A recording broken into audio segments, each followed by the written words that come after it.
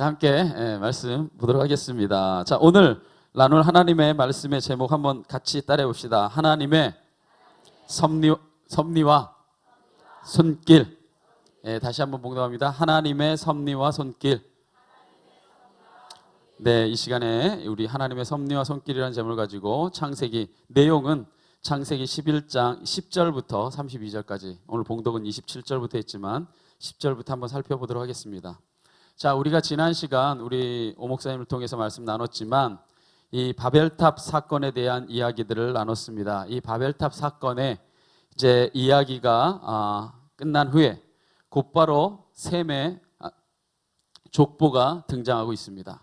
자, 셈의 족보가 우리가 봉독하진 않았지만 11장 10절부터 26절까지 기록되어 있습니다. 우리가 봉독해도 어차피 외울 것도 아니고 내용을 알 수 있는 것도 아니고 이렇게 순전히 사람 이름, 발음도 잘 안 되는 사람 이름만 나오니까 제가 이제 내용이 있는 27절부터 봉독했지만 사실 지난 시간에 이어서 보자면 10절부터 계속해서 26절까지 셈의 족보가 등장합니다. 그렇다면 여러분이 이제 창세기 우리 수요예배 강해를 통해서 보게 되지만 무엇 때문에 창세기는 수차례에 걸쳐서 족보가 등장하는 것일까? 우리가 보게 될 때 5장에서 족보가 등장했고 또 10장에서 우리가 살펴봤지만 등장했고 또 11장에 이르러서 후반부에 이렇게 족보가 등장합니다. 그렇다면 성경은 무엇 때문에 족보를 이렇게 중요하게 생각하고, 여러분들이 이제 족보를 보게 될 때 여기만 족보가 등장하는 게 아니죠. 토라라고 말해지는 모세 오경에는 끊임없이 족보들이 등장하고, 특별히 에스라가 이 말씀으로 이스라엘 백성들을 다시 한번 일깨울 때도 끊임없이 족보가 등장합니다. 그리고 역대기에서 성경을 다시 쓰게 될 때에 또 거기에 아주 중요한 족보들이 등장합니다. 그렇다면 무엇 때문에 이렇게 성경에 수차례에 걸쳐서 족보가 등장하는가? 핵심적인 내용, 핵심적인 이유를 말씀드리자면 성경이 영적인 어떤 흐름과 계보를 설명하는 독특한 방식이 바로 족보입니다. 그러니까 다른 말로 말하자면 우리가 어떤 내용을 요약할 때 이걸 갖다 요약한다, 영어로 말하면 서머리한다 하죠. 어떤 줄거리를 요약하는 거 있잖아요. 여러분 영화 보러 가기 전에 줄거리 보고 가잖아요. 이렇게 줄거리가 뭐지? 재밌겠다 하면 보러 가는 거 있잖아요. 그것처럼 어떤 성경의 전체 내용들을 다 쓰지 않고 요약하고 서머리하고 그것의 내용의 핵심만을 이야기할 때 성경이 가장 잘 쓰는 방법이 바로 족보로 기록하는 겁니다. 그러니까 하나님의 영적인 계보가 어떻게 흘러갔는가를 바로 사람의 흐름을 통해서 설명하는 거죠. 그래서 우리가 하나님 나라 건설자를 배울 때는 그것을 거룩한 씨앗의 계보라고 말합니다. 자, 그러면 이 성경이 족보를 무엇 때문에 기록하느냐? 자, 영적인 계보를 설명한다 했어요. 영적인 계보를 설명하다가 성경이 서술하는 방식이 이렇습니다. 가장 중요하고 핵심적인 어떤 메시지를 전해야 되는 순간에 가다 멈춰섭니다. 그리고 그 사람에 대해서 깊이 설명해요. 바로 5장에서는 누구에게 멈춰서요? 우리가 이제까지 수요예배를 들었지만 다 잊어버리잖아요. 그죠? 그렇지만 다시 한번 말하니까 또 깨닫잖아요. 어디서 멈춰서는 거예요? 노아라고 제발 해주세요. 이제까지 했던 게 다 너무 좌절스럽잖아요. 자, 어디서 멈춰서요? 노아에게 멈춰섭니다. 그리고 노아가 하나님 앞에 당대 의인이었고 하나님과 동행하는 자였다는 것을 서술하면서 노아 시대에 하나님이 이 땅을 심판할 수밖에 없었고 하나님의 그 일하심의 그 모든 배경들이 어떻게 된 것인가를 세세하게 설명하고 바로 노아로부터 새로운 하나님의 새 창조의 역사가 시작되는 것을 설명합니다. 자, 그리고는 이 노아 시대에 하나님이 새로운 그 창조의 역사를 통해서 아담에게 주셨던 모든 복을 그에게 주셨다는 것을 이야기하고 계속해서 이야기가 진행되다가 10장에 이르러서 또다시 족보가 등장합니다. 자, 이 10장에 이르러서 족보는 어디서 멈춰서느냐? 어디서 멈춰서나요? 바벨탑 사건이라고 제발 얘기해 주세요. 자, 어디서 지난 시간에 우리 오 목사님한테 설교 들어놓고는 이렇게 안 들은 척 하시게요? 어디서 족보가 멈춰섭니까? 바로 바벨탑 사건이 일어나기 전에 족보가 멈춰섭니다. 바로 그 사건이 뭐하다는 거예요? 인류 역사에 있어서 굉장히 중대하고 성경이 증언하는 방식에 있어서 굉장히 중요한 사건을 전하겠다는 겁니다. 사실 그 바벨탑 사건이 인류 일반의 역사에서 가장 이 인간의 그 심성을 보게 하는 핵심적인 역사를 이야기하고 있습니다. 자, 그렇다면 이제 바벨탑 사건의 이야기를 전달하고 난 후에 11장에 이르러서 이제 바벨탑의 내용들을 쭉 설명하고 바로 셈의 족보가 시작된다 했어요. 셈의 족보가 시작되다가 거기에서 이제 멈춰서는 인물이 있습니다. 제가 이제까지 설명했던 그 맥락에서 보자면 하나님이 이 족보를 이용해서 무엇인가 하나님의 영적인 계보를 설명하다가 아주 중대한 인물에서 아주 중대한 사건들을 이야기할 때 멈춰선다 했어요. 그럼 이 족보는 누구를 이제 등장시키기 위한 족보의 설명입니까? 바로 아브라함이죠. 역대기 같은 경우 보게 되면은 그 역대기의 모든 족보를 설명하는 이유는 바로 다윗의 등장입니다. 바로 이처럼 하나님의 영적인 계보를 설명하면서 이제 앞으로 누구를 등장시키기 위한 이 서막이냐, 바로 그 여러분들이 그 뭐죠, 큰 공연 같은 데 보면 바로 서막이 있잖아요. 바로 그 장대한 서막이 바로 아브라함을 향해 가고 있습니다. 자, 본격적인 아브라함의 등장에 앞서서 성경은 누구부터 자세하게 기록하기 시작하느냐, 아브라함의 아버지 데라부터 소개를 시작합니다. 오늘 27절과 28절의 말씀 우리 다 같이 한번 보도록 하겠습니다. 27절과 28절 한번 봉독해 봅시다. 시작.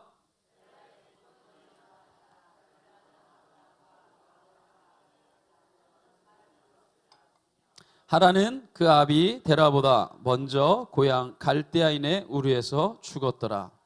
보세요. 데라의 족보가 이러하다. 보세요. 그 전에는 누가 누구를 낳았고 누가 누구를 낳았고, 여러분이 10절부터 보세요. 누가 누구를 낳았고밖에 설명 안 합니다. 그런데 이제부터 중대하다는 거예요. 그러니까 설명이 길어지는 거예요. 그러면서 말합니다. 데라의 족보는 이러했다.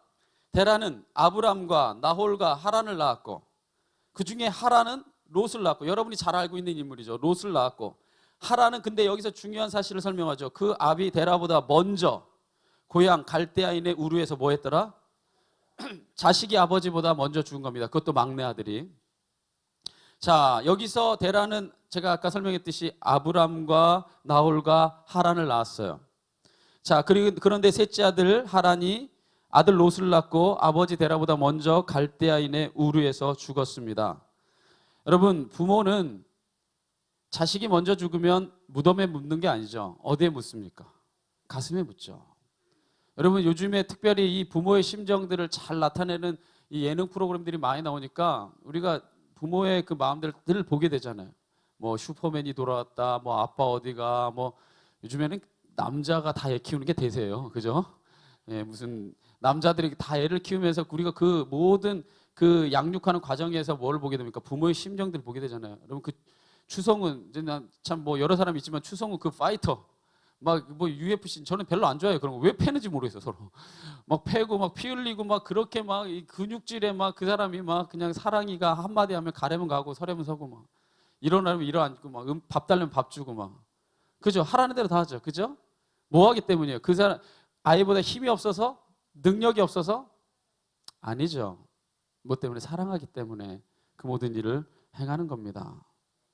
바로 이 자식을 먼저 무덤에 묻은 이 아버지는 바로 이 자식을 땅에 묻는 게 아니라 가슴에 묻는 겁니다. 그러니까 아버지 데라가 막내 아들이 남긴 하나의 아들 롯을, 그만 좀 하실래요? 계속 그걸 하셔가지고 10분 내내 그걸 하셔가지고 제가, 예, 자기의 그 아들, 막내 아들이 남긴 그 하나밖에 없는 손자 롯을 볼 때마다 누가 생각날까요? 아들이 생각나죠. 그러니까 아들이 늘 생각나니까 마음이 아팠을 겁니다. 그런데 그런 아버지의 모습을 보면서 누구도 또한 늘 마음이 아팠을까요? 살다 보면 제일 마음을 알아주는 사람이 누구예요? 첫째예요, 첫째. 뭐 큰 딸이든 큰 아들이든 가장 첫째가 부모의 마음에 가장 맞닿아 있죠. 모든 동생들을 부모의 심정으로 돌보게 되니까. 그러니까 아브라함이 아무래도 데라에게 볼 때마다 그 하나밖에 없는 그 아들이 하나밖에 없는 그 롯을 낳고, 물론 이제 뒤에 보면 딸도 낳았지만 남기고 한 그 자녀를 볼 때마다 마음이 아픈 것을 아브라함이 헤아렸을 겁니다. 그래서 이 아브라함이 이 갈대아 우르 땅을 떠날 때에 조카 롯을 데리고 떠나죠. 그죠? 조카 롯만 함께 데리고 떠납니다. 근데 어떤 사람들은 이 말씀을 보면서 해석하기를 이렇게 해석하는 사람들이 있어요. 하나님이 그 너의 고향과 친척과 아버지의 집을 떠나 내가 내게 지시하는 땅 가나안, 축복의 땅 가나안으로 가라고 했는데 그 하나님의 말씀을 온전히 순종하지 못하고 조카 롯을 데리고 떠났기 때문에 모든 다툼과 모든 분쟁의 원인이 되었다, 이렇게 해석하는 경우가 있습니다. 저는 그렇게 절대로 생각하지 않습니다. 그건 진짜 이 성경을 문자대로만 보고 아전인수격으로 해석하는 거예요. 왜냐하면 이거는 문자적인 해석의 극단일 수밖에 없는 게, 하나님이 너의 고향과 친척과 아버지의 집을 떠나라고 한 것은 자신을 지켜주는 울타리요, 자신의 존재의 근거의 자리인 그 자리를 떠나서 이제 미지의 세계, 오직 하나님밖에 의지할 수밖에 없는 세계, 하나님만 너의 주님이 되고 하나님만 너의 모든 의지의 대상이 되는, 바로 그러한 하나님만 신뢰하는 변화의 자리로 나아가라는 얘기예요. 이거를 신약에서 말하는 용어로 얘기하자면 회개죠. 돌이켜 가는 겁니다. 원래 살던 방식을 떠나라는 거예요. 사실 그게 본질적인 의미죠. 제가 이렇게 아주 쉽게 한번 예를 들어 볼게요. 자, 남녀가 처음 사귀어서 막 뜨거울 때요. 자, 이제 막 100일 되고 200일밖에 안 됐어요. 그럼 너무 좋아갖고 당신 없는 세상, 우리 장목사님 잘한 거 있잖아요. 뭐 안고 없는 찐빵이요, 뭐 고무줄 없는 팬티요, 막 이러면서 말합니다. 나는 당신을 위해서 저 하늘에 있는 별도 다 따다 줄게, 막 얘기합니다. 그 얘기 듣고 여인이 감동해요. 그리고 그 다음 날부터 졸릅니다. 왜 별 안 따줘?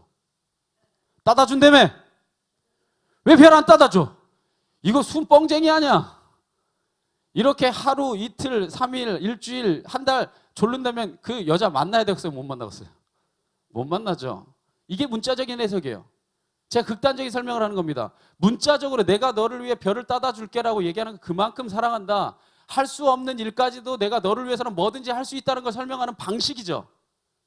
그러니까 너의 고향과 친척과 아버지 집을 떠나서 내가 내게 지시하는 땅으로 가라는 것은 너를 지켜주고 너의 울타리가 되고 네가 충분히 네 힘과 능력으로 살아갈 수 있는 자리를 떠나서 전혀 하나님밖에는 너가 의지할 대상이 없는 광야로 나가라는 얘기입니다. 제가 다시 한번 말하자면 너 회개의 자리죠. 그게 돌이켜서 걸어가는 자리를 말하는 겁니다. 바로 우리가 성경 읽을 때 늘 그런 식의 아전인수격, 늘 문자적인 해석에 매여 있으면요, 하나님이 말하고자 하는 진짜 뜻을 우리가 발견할 수 없어요. 바로 그러한 식으로 우리가 이 성경을 보게 되면 이제 전혀 새로운 면들이 우리가 열려지게 됩니다. 자, 그러면 이렇게 성경은 데라의 족보를 자세하게 설명한 후에 그 다음에 어떤 길로 나가느냐, 이제 그의 가족 상황까지도 아주 세심하고 면밀하게 이야기해 줍니다. 자, 여기서 세심하게 그 등장인물, 가족의 모든 사람들의 구성원들의 자리까지 설명하는 것은 그게 중요하다는 얘기죠. 자, 29절과 30절에 그걸 설명합니다. 자, 어떻게 설명하냐면, 자, 29절에 30절 보겠습니다. 아브라함과 둘째 아들죠, 나홀이 장가 들었으니 아브라함의 아내의 이름은 사레며 나홀의 아내의 이름은 밀가니. 그러니까 아까 아들이 셋이 있었는데 이제 하란은 죽었죠. 그죠? 마지막 아들은 죽었고 첫째 아들과 둘째 아들이 장가 들었다는 거예요. 그러니까 자세하게 설명하는 거죠. 근데 아브라함의 아내의 이름은 사레였고 둘째 아들 나홀의 아내의 이름은 밀가였는데 누구의 딸이었다? 하란의 딸이었다. 그러니까 셋째 아들의 딸이었습니다. 하란은 밀가의 아버지고 또한 이스가의 아버지였더라. 사레는 임신하지 못함으로 자식이 없었다. 자, 설명합니다. 자, 여기서 우리가 알게 되는 건 뭐냐, 이 구절에서 하란은 아들 롯뿐 아니라 29절 보면 이 두 딸도 남겼다는 것을 우리가 알 수 있죠. 하나는 밀가고 하나는 이스가 있습니다. 그런데 여기서 우리 현대 문화에서는 쉽게 이해하기 힘든 사실을 소개하죠. 이 하란의 첫째 딸 밀가가 작은 아버지 나홀과 결혼했다는 겁니다. 이것이 오늘날의 우리 문화에서는 이해하기 힘들지만 이게 수천 년 전 고대 시대의 이 초기 종족 부족 사회에서는 얼마든지 흔한 일이었습니다. 일반적인 일이었어요. 자, 당시의 초기 부족 사회에서는 자기를 지켜주고 가족을 맺고 연을 맺을 수 있는 근거가 그렇게 넓지 않았어요. 자기 혈족들 안에서 그 모든 걸 해결하는 경우도 굉장히 많았습니다. 그래서 그 자기의 친척끼리 결혼하면서 그 결혼한 사람들이 세를 이루고, 그러니까 그때 당시에는 많이 낳는 게 좋은 거예요. 많이 낳으면 그만큼 힘이 있는 거고 그만큼 자신을 지켜줄 울타리가 든든하다는 얘기입니다. 자, 이 말씀을 통해서 굉장히 간단한 구절이지만 이 말씀을 통해서 우리는 몇 가지 사실을 깨닫게 됩니다. 첫 번째 사실은 뭐냐, 아브라함이 자신의 터전을 떠나는 것, 아까 고향과 친척과 아버지의 집을 떠나는 게 쉽지 않은 결단이었다는 거예요. 왜 쉽지 않냐, 누구도 자신을 보호해 줄 수 없는 상황. 여기서 왜 자기 친족끼리 결혼하냐, 다시 한번 말하지만 자기의 친족들끼리 결혼해서 그 혈족 사회가 사회를 구성하는 가장 기초적인 집단이에요. 보세요. 내가 예를 들어 열심히 일해서 어떤 곡식을 얻었고 만약에 사냥을 해서 어떤 음식을 얻었고 내가 무언가를 소유했습니다. 그런데 딸랑 그걸 지키는 사람이 한 가족밖에 없어. 한 8명이 지키고 있어. 그러면 한 20, 30명 집단을 가족으로 갖고 있는 사람이 그거 공격해서 얼마든지 뺏을 수 있죠. 그러니까 자기가 가진 소유한 이 사유 재산을 지키려면 예를 들어 뭐 꼭 100대 100은 아니더라도 예를 들어 한 80대 한 뭐 130 이래가지고 공격을 하면은 얻을 수도 있지만 당할 수도 있다는 위협이 있어야지 서로 안 건드릴 거 아니에요. 그죠? 네, 대답을 해주세요. 그래야지.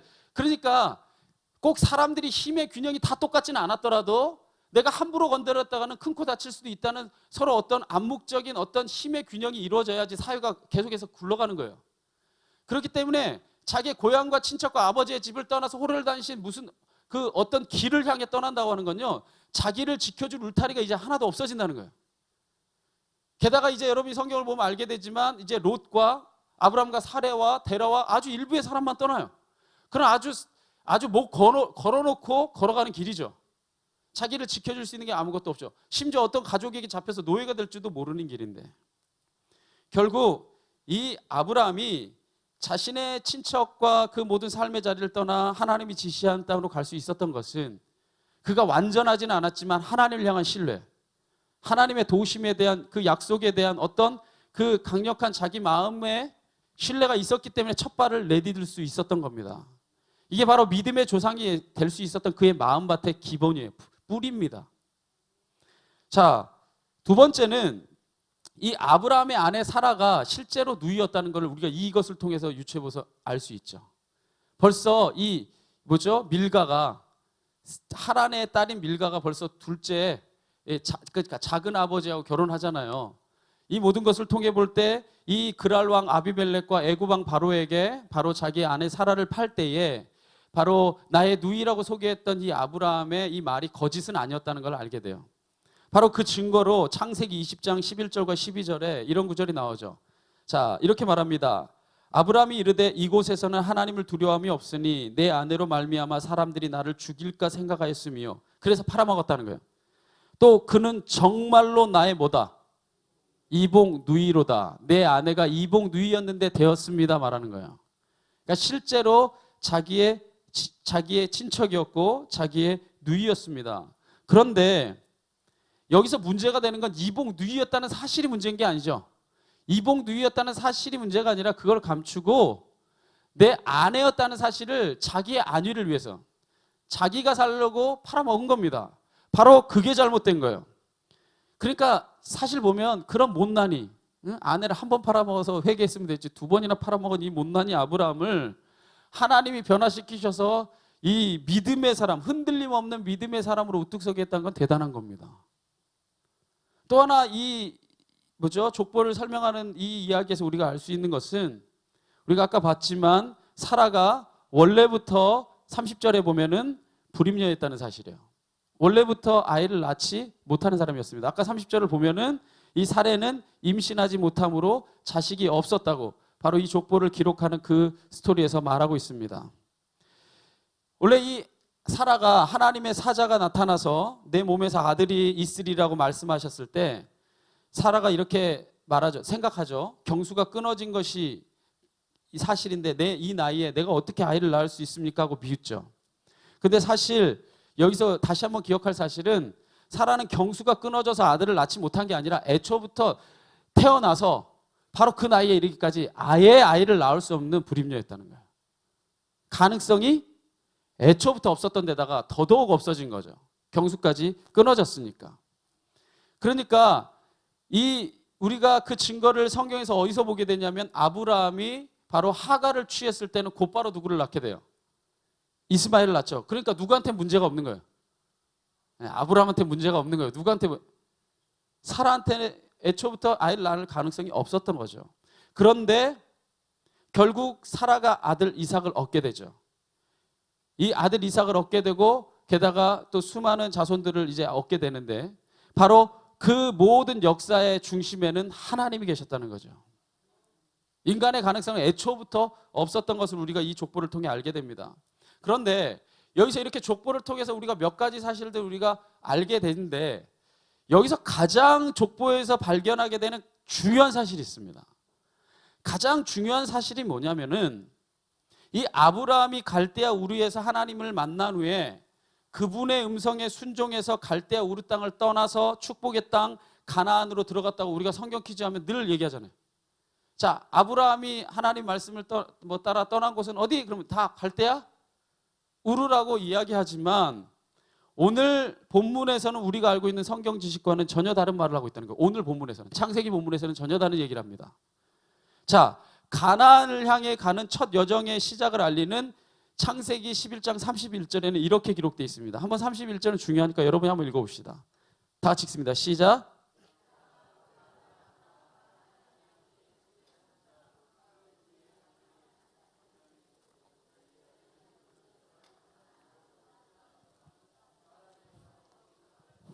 도대체 뭘 읽으시는 거예요? 여기서 보면 다 무슨 방언하시. 아니, 마음을 모아서 한번 다 같이 읽어봅시다. 다시 시작. 데라가 그의 아들 아브람과 하란의 아들인 그의 손자 롯과 그의 며느리 아브람의 아내 사라를 데리고 갈대아인의 우르를 떠나 가나안 땅으로 가고자 하더니 하란에 이르러 거기 거류하였으며. 전혀 다른 얘기잖아요. 성경은 아브라함이 데리고 간 게 아니라 누가 데리고 갔다? 데라가 데리고 갔대요. 자, 데라가 가나안 여정을 향해 가는, 축복의 땅 가나안을 향해 가는 여행의 주체였다는 겁니다. 그래서 성경 이 족보를 설명할 때 어떤 방식으로 설명합니까? 주어가 데라입니다. 데라가 그의 아들 아브람, 그리고 자신의 손자 롯, 며느리 사레 데리고 갈대아인의 우르를 떠나 가나안 땅으로 가고자 했다. 근데 못 가고 하란에 거류했다 라고 성경이 기록하는 거예요.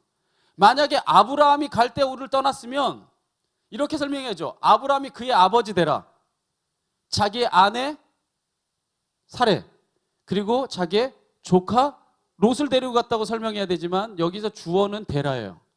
그러니까 아브라함이 아니라 데라가 갈대아 우르를 떠난 겁니다. 그럼 이제 우리가 알고 있던 지식은 어디서 온 건가? 그러니까 많은 사람들이 창세기 뭐죠? 저 성경 퀴즈 막 얘기할 때요, 막 틀린 거 되게 많아요. 정확하게 따지면 되게 틀린 거 막 많아요. 제가 늘 얘기하잖아요. 뭐 노아가 뭐 방주 몇 년지였습니까? 성경에 어디에도 없어요. 120년지였다고. 하나님이 정하신 날이 120년이었다는데 노아가 이 자기의 셈함 야벳을 낳을 때가 이 500세 지난 후부터 낳기 시작합니다.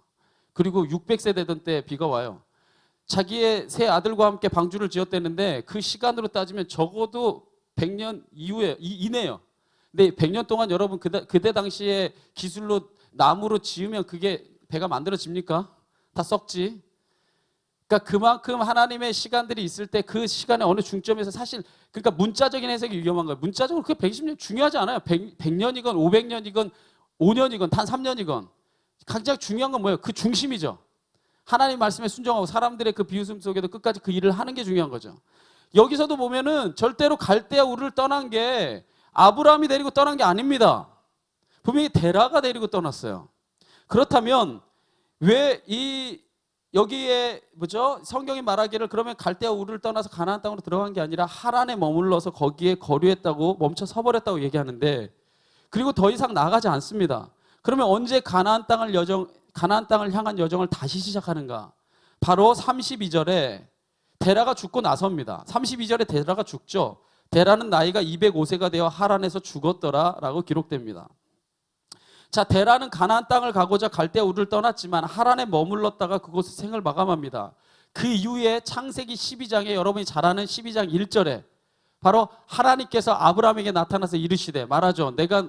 너는 너의 고향과 친척과 아버지의 집을 떠나 내가 내게 지시할 땅으로 가라. 내가 내게 보여주는 땅으로 가라라고 말합니다.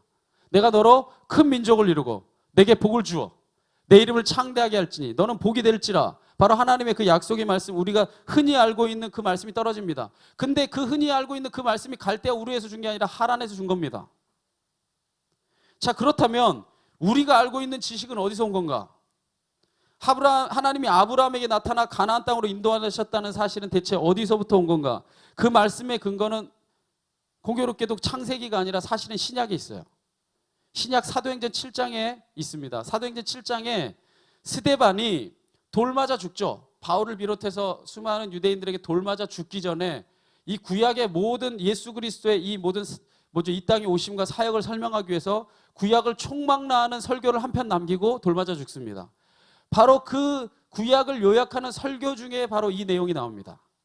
그때 뭐라고 이 스데반이 설교하느냐, 이렇게 설교합니다. 사도행전 7장 2절에서 4절에 보면 스데반이 이르되 여러 부형들이여 들으소서.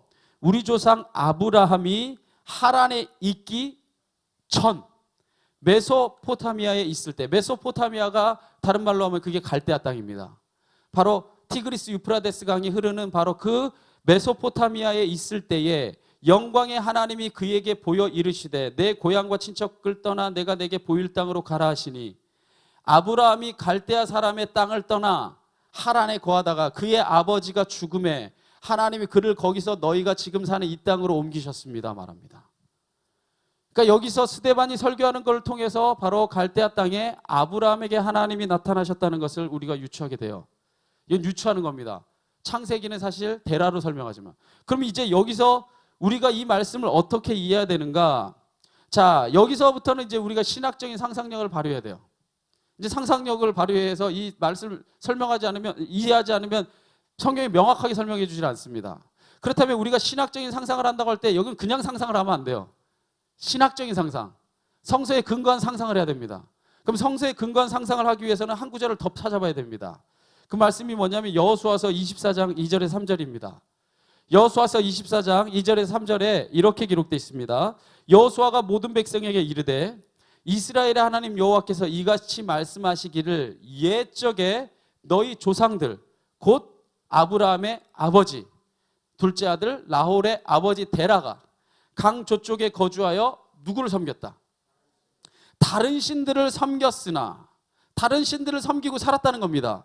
내가 너희의 조상 아브라함을 강 저쪽에서 이끌어내어 가나안 온 땅에 두루 행하게 하시고 그의 씨를 번성하게 하려고 그에게 이삭을 주었다라고 성경이 기록합니다.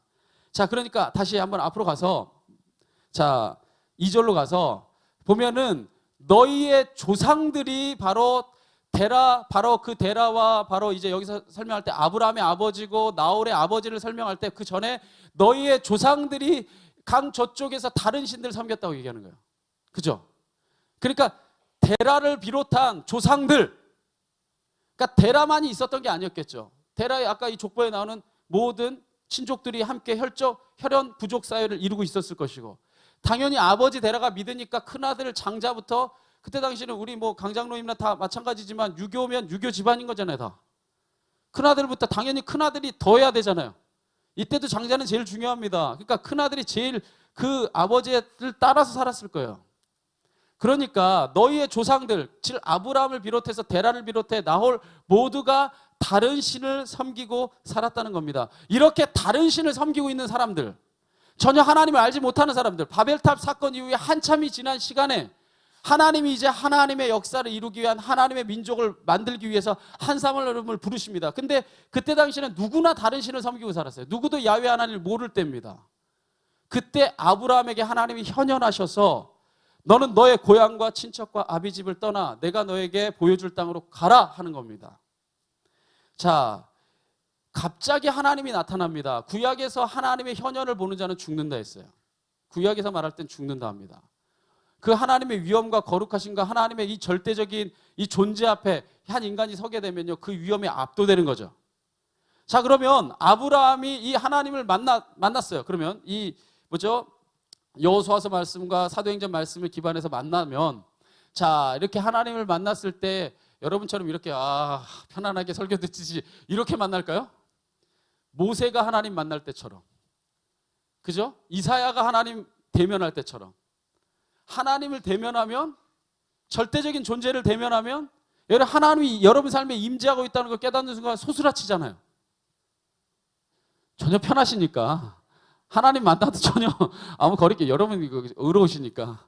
그러지만 저 같으면 두려울 것 같아요. 하나님 날 다 아신다고 할 때, 뭐 하나님의 이 거룩하신 위엄 앞에, 존재 앞에 나타났다고 하는 것은 생전 처음 그 일을 당해본 아브라함의 입장에서는 굉장히 놀랍고 굉장히 두려운 일이었을 겁니다. 자, 그래서 자신에게 어쨌든 어떤 한 신이 나타나서 미지의 땅으로 이제 떠나라, 너의 본토 친척 다 떠나서 너 이제 보호해줄 보호막도 아무것도 없이 나만 믿고 가라고 얘기하는 거예요. 이제 이 무서워서 장자인 이 큰아들인 아브라함이 이 벌벌 떨면서 누구에게 물어봤을까요? 당연히 아브라함이 당연히 아버지에게 물어볼 거 아니에요. 왜냐하면 자기가 다른 신들을 섬기고 사는데 다른 야훼라는 신이 나타나는 나는 거룩한 여호와다. 너 내 이름 믿고 너 가서 떠나라 이 얘기하니까 아버지에게 가서 물었겠죠. 아빠 어떻게 해야 돼요? 자, 아빠 어떻게 해야 돼? 하는데 이 데라가 이 아들의 모습을 보고 느꼈을 겁니다. 직감하는 거죠. 신을 만났구나. 절대적인 존재자를 만났구나.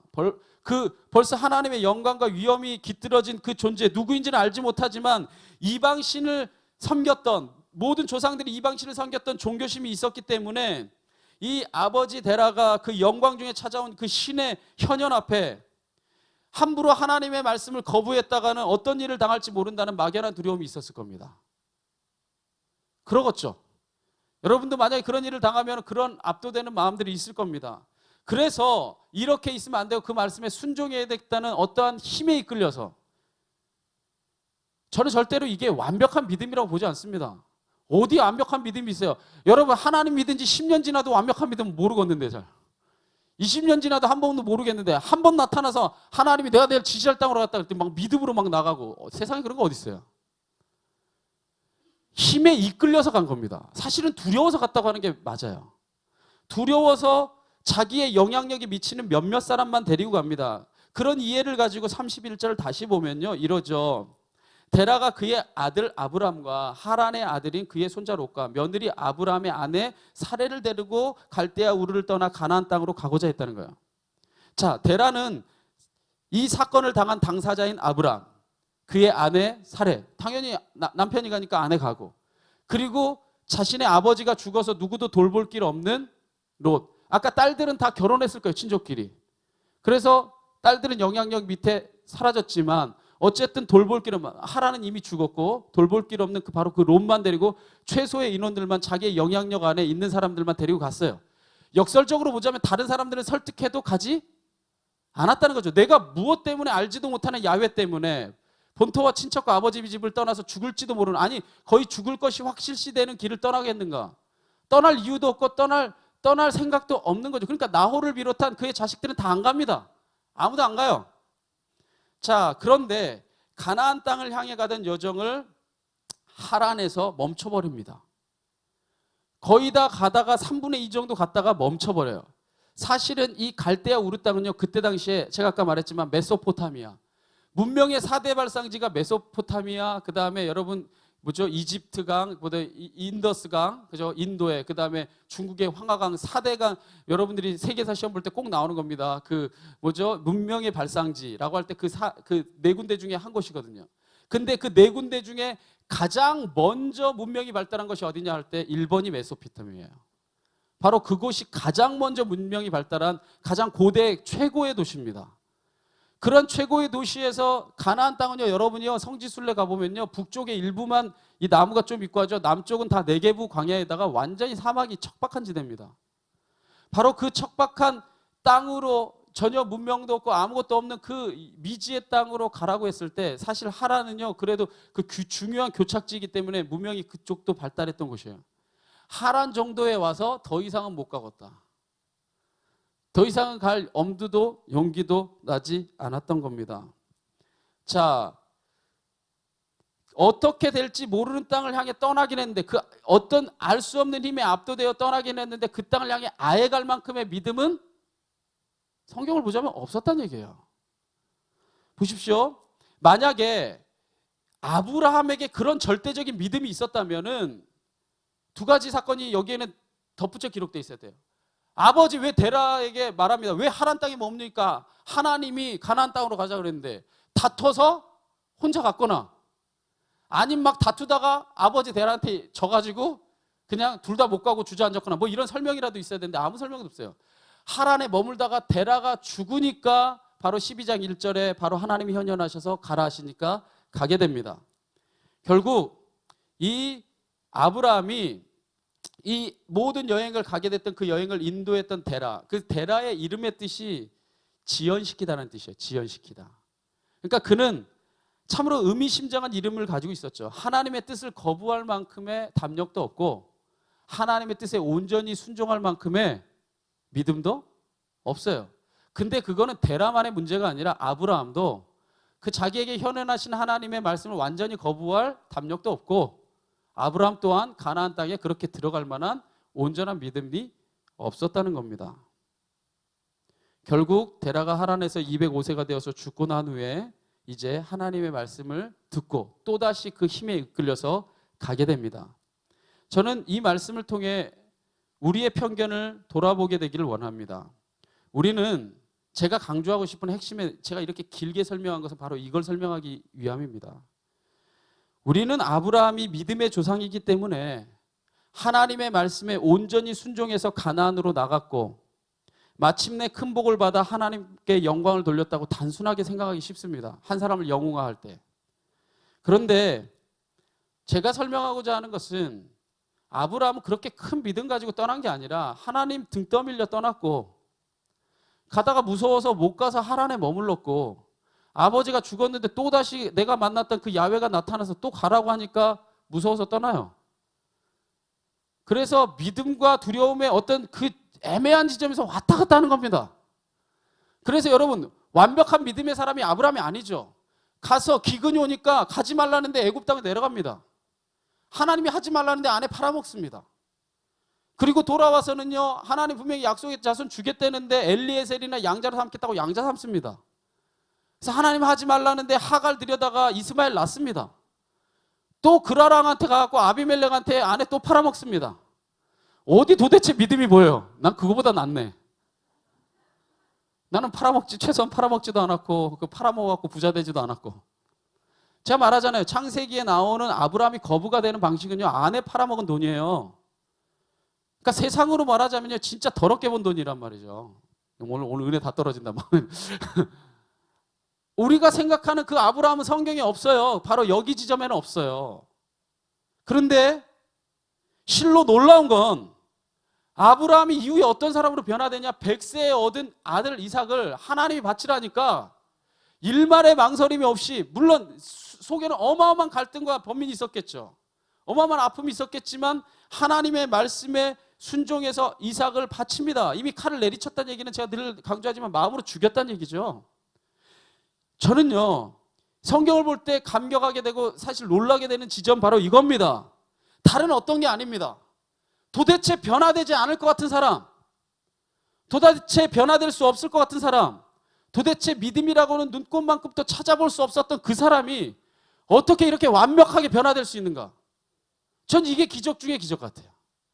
뭐 병 고치고 뭐 어떤 이런 것의 기적보다는 사람이 변화되는 거, 이게 가장 놀라운 기적입니다. 이게 하나님만이 하실 수 있는 기적입니다. 저는 여러분에게 그 기적의 역사가 있었기 때문에 바로 이 예배 자리에 여러분이 있다고 믿습니다. 그리고 여러분에게 그 기적이 지금도 일어나고 있음을 믿습니다. 이 모든 것은 과연 그럼 누구의 섭리고 역사였을까? 누구죠? 하나님이죠. 그러니까 여기서 중요한 건 뭐냐? 아브라함이 믿음의 조상이 되는 건 아브라함이 주어가 아니에요. 절대적으로 하나님이에요. 아브라함은 그런 엄청난 사람은 아니었다는 겁니다. 자, 그러면 이제 우리의 이야기로 돌아봅시다. 우리가 교회 왜 나왔습니까? 믿음이 있어서 교회 나왔어요? 처음에? 등 떠밀려 나왔어요. 누군가 안 가면 밥 안 준다 뭐 하든지, 아니면 누군 뭐 안 가면 막 저주를 퍼붓든지, 아니면 안 가면 당신 그렇게 살다 죽는다고 하든지, 막 등 떠밀려 나오는 거야. 막 집에 와갖고 막 괜히 밥도 해주고 막 청소도 해주고 막 빨래도 해주고 김치찌개 싸오고 막 안 가면 도저히 안 될 것 같길래 등 떠밀려 나온 거잖아요. 등 떠밀려 나갔다가 또 다니다 보면 또 내가 못 다닐 것 같은 데가 가지고 또 나갔다가 또 다시 또 막 MD라고 막 찾아와 쌓고 막 5주 막 와야 된다니까 막 왔다가 또 시험 들면 또 나갔다가 돌아다녔다가 또 믿음이 있는 것 같다가 수련회에서는 막 주님께 모든 거 바치겠다고 했다가 바칠래 때 생각해보니까 아까웠다가 막 11조 냈다가 0.5조 냈다가 막. 사실은 여러분들이 오는 여정들이요, 그렇게 인생이요 단순하다면, 예 아니요로 끝날 수 있는 인생이라면 그게 인생이 아니죠. 우리는 어쩌면요, 저는 그렇기 때문에 아브라함이 믿음의 조상인 겁니다. 저는 예수님이 가장 멋있는 지점이 겟세마네 동산에서 십자가를 지기 전에 고민했다는 것, 그것도 땀방울이 핏방울 되기만큼 고민했다는 그 예수님이 있기 때문에 제가 예수님 믿어요. 가라고 했으니까 아무 일만의 망설임 없이 예스, 고 했다면 나는 도저히 예수님 따라갈 수 없는 사람이에요. 만약 아브라함이 믿음의 조상 됐다고 갈대우로 떠나서 가나안 땅 가라니까 한 방에 갔다가 막 믿음의 조상 돼갖고 만인 앞에 현현에서 나타났다. 그럼 저는 도저히 아브라함을 믿음의 내 조상으로 삼을 수가 없어요. 왜냐하면 나는 도저히 그렇지 못하기 때문에. 그거에 빗대면 너무나 많은 허물이 있기 때문에. 그렇습니다. 여러분 기억할 것은 이 모든 만들어가는 과정의 주어는 하나님이었다는 겁니다. 모든 것이 하나님의 손길이요 하나님의 역사였습니다. 좀 더 명확하게 말하자면 하나님께서 아브라함을 아브라함 되게 만드신 거죠. 결국 아브라함이 믿음의 조상이 될 수 있었던 것은 하나님의 섭리요, 하나님의 일하심이요, 하나님의 뜻에 있었습니다. 오늘 마지막으로 말씀 정리하겠습니다. 이 말씀에 비춰본 우리의 모습 다시 한번 생각해 봅니다. 하나님의 음성을 들었고 그 뜻에 순종하며 살겠다고 다짐하지만 아브라함에 비하고 다윗에 비하고 다니엘에 비하기에 턱없이 부족한 믿음입니다. 그렇다면 우리는 도통 가망이 없는 걸까? 저는 절대로 아니라고 생각합니다. 왜냐? 하나님이 오늘도 열심히 여러분을 빚어가고 있기 때문에. 내가 생각할 수 없는 방식으로. 난 이렇게 가면 좋겠는데 때로는 좌절하게 하고, 난 이렇게 됐으면 좋겠는데 때로는 안 되게도 하고, 난 여기서 더 이상 안 될 것 같은데 나를 높이시기도 하고, 수많은 인생의 구비구비마다 내가 예상하지 못했던 방식으로 나아가는데 돌이켜보십시오. 걸어온 자리자리마다 하나님의 인도하심이었습니다. 때로는 육체 때문에 아프기도 하고, 관계 때문에 쓰라리기도 하고, 내 있는 처지 때문에 눈물 흘리기도 하지만 바로 그것이 하나님이 열심히 여러분을 빚어가고 계시는 과정 중에 있는 겁니다. 그리고 마침내 우리를 하나님의 사람으로 만드실 겁니다. 우리는 그 손길을 붙잡고 하나님이 나를 사용해지기를 원하는 거예요. 저는요, 제가 이 말씀을 준비하면서 생각하는 게 있습니다. 나를 돌아봅니다. 나는 어떤 사람인가? 저는요, 제가 생각하기에 제가 전하는 말씀에 정말 정반대의 사람입니다. 저는요, 제가 제일 관심 있는 게, 제 논문도 그랬지만 가난하고 소외되고 버림받은 존재들을 어떻게 하나님의 사랑받는 존재라고 우리가 그들을 끌어안을 수 있을까? 저는 그러한 교회, 그러한 공동체를 만드는 게 꿈입니다. 근데요, 저는요, 철저하게 참 이기적인 사람이에요. 사실 따지고 보면요. 저는 태어날 때부터 엄마가 저를 혼자밖에 안 길렀기 때문에 저는 혼자밖에 자라본 적이 없는 사람이에요. 그리고 어떻게 역설적이게도 제가 너무 어렵게 자랐기 때문에 제 자리밖에 사실은 잘 모르는 사람입니다. 그런데 관심이 늘 남에게 가게 점점 더 저를 확장시켜 가세요, 하나님이. 제가 살아온 삶의 자리로는 도저히 있을 수 없는 일입니다. 저는 감사해요. 그래서 저보다 제 사모가 다른 사람 사랑하는 마음이 더 큰 것 같아. 저 늘 배웁니다. 아, 이렇게 해야겠구나. 늘 배워요. 그래, 저는 배웁니다. 사실 저는요, 제가 이런 생각의 자리로 변화될 수 있었던 거죠. 저는 진짜로 이기적이었던 사람이에요. 그리고 지금도 이기적이에요. 근데 늘 생각하는 겁니다. 하나님이 나를 변화시켜 가는 거죠. 저는 그 길을 신뢰하고 그걸 하고 싶은 겁니다. 그걸 선포하면 그 말 안 지킬 수 없으니까 가는 겁니다. 할렐루야. 이렇게 우리를 하나님이 빚어가고 계신 거예요. 지금 완벽한 게 아니라 그걸 꿈꾸며 가는 거죠. 믿음의 조상이라서가 아니라 믿음의 길을 가는 겁니다. 가보고 돌아보면 아브라함이 믿음의 조상으로 인정받은 건 약 123세 정도예요. 120세 어간이에요. 바로 99세 100세도 아니라, 하나님 부르셨던 75세도 아니라 한참 이후란 말이죠. 돌아봤을 때에 그랬던 것입니다. 기억하십시오. 아브라함이 믿음의 조상이 될 수 있었던 것은 그가 흔들릴 때마다 하나님이 나타나 주셨고 그에게 믿음의 후사를 약속해 주셨기 때문입니다. 그러면 아브라함이 그렇게 부족한 중에도 믿음의 조상이 될 수 있었던 이유는 뭐냐? 하나님이 나타나서 말씀해 주실 때마다 돌이킬 줄 알았고 아멘할 줄 알았고 다시금 인생의 길을 조정할 줄 알았기 때문에, 허물 많고 그게 정말 많은 것들이 저들은 부족했지만 결국에는 믿음의 조상으로 아름답게 조각된 줄 믿으시기 바랍니다. 그렇기 때문에 결국 하나님이 나를 아브라함과 같은 자리에 서게 하실 때 우리에게 나올 수 있는 고백은 딱 한 가지밖에 없어요. 바로 이 모습의 신약의 전형이 누구냐? 바로 신약의 전형이 바울이죠. 철저히 교만하고 자기밖에 모르고 자기 의에 도취되어 살고 자기 이유로 남을 죽였던 사람, 그가 무엇이라고 인생의 말년에 말합니까? 고린도서에 말할 때 이렇게 말하죠. 따라해볼까요? 나의 나된 것은 다 하나님의 은혜로다. 그렇죠. 나의 나 된 것은 다 하나님의 은혜입니다. 저는요, 적어도 여러분 수요 예배, 또 특별히 예수마을교회 이 기둥과 같은 여러분들, 여러분이 볼 때 여러분의 모습이 좀 부족하고 실망스럽고 연약하다 할지라도 저는 여러분을 이 시대 또 이 교회 아브라함과 같은 자로 세울 걸 믿습니다. 근데 그건 여러분이 주어이기 때문이 아니라 여러분이 될 수 있는 것은 다 하나님의 은혜가 여러분을 견인하고 계시고 마침내 그 자리에 세울 거기 때문에 딱 한 가지만 여러분이 기억하십시오. 그 손을 놓지 마십시오. 내가 되게 부족해 보이고 되게 연약해 보여도 그 손을 놓지 마십시오. 그러면 하나님이 마침내는 이루어 주실 것입니다. 우리가 이 시간에 한번 그 마음의 고백을 담아서 우리 하나님의 은혜에 함께 찬양으로 고백하시고, 그러니까 내가 이 아브라함 같은 자로 하나님 앞에 설 수 있기를 진심으로 원합니다. 우리 함께 기도하겠습니다.